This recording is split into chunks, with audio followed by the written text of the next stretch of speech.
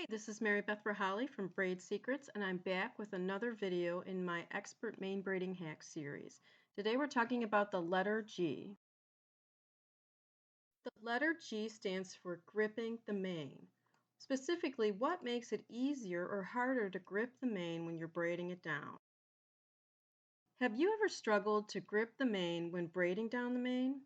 Having the proper mane length for your horse's mane texture, whether that's fine, average, or coarse, is the key.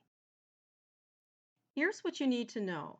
The coarser the mane, the longer the mane must be in order for you to grip and braid it well. So you're going to want to customize your mane preparation, and just looking at mane length here on this table, if your horse has a thin mane, you're going to want to shorten it to about 4 inches long.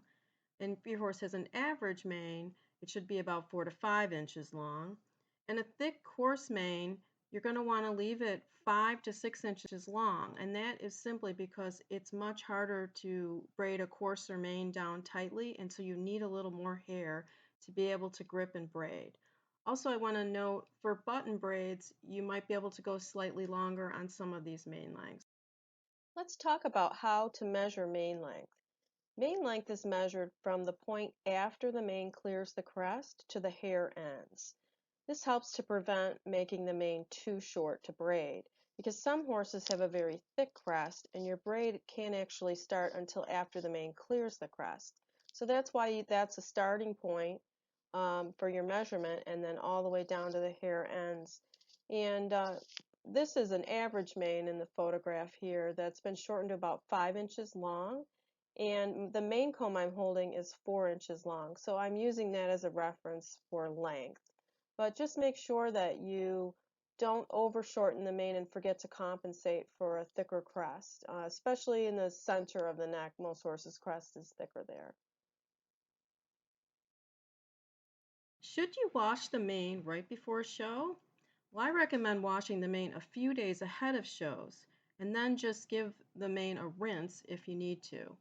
This gives the mane a slightly taxy texture instead of a slippery one, and makes it easier to braid.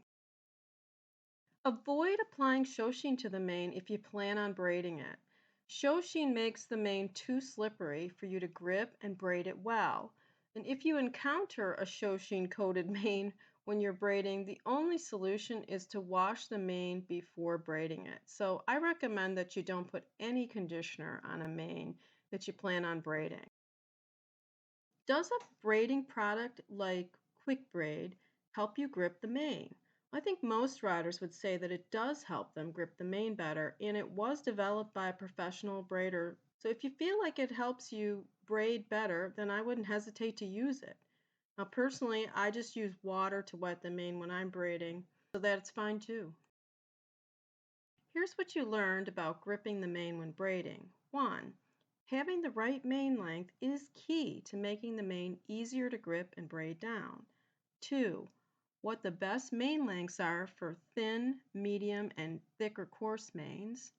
3. How to measure mane length so that you don't make the mane too short to braid. 4. That you should wash the mane ahead of shows so that it has a slightly tacky texture when you're braiding it. 5. Avoid putting any conditioning products like shoshin on the mane because it will make the mane too slippery to braid well. And 6. Using a braiding product like Quick Braid, if you feel that helps you, I'm all for it. Now there's going to be links in the video description to a resource page for products mentioned in the video. And if you want more information on braiding, subscribe to braidsecrets.com and get access to my free resource library. And I'll put the links in the description as well. If you found this video helpful, please like and share it with your friends. It really does help the channel out and allow me to make more free content like this. Thanks for watching.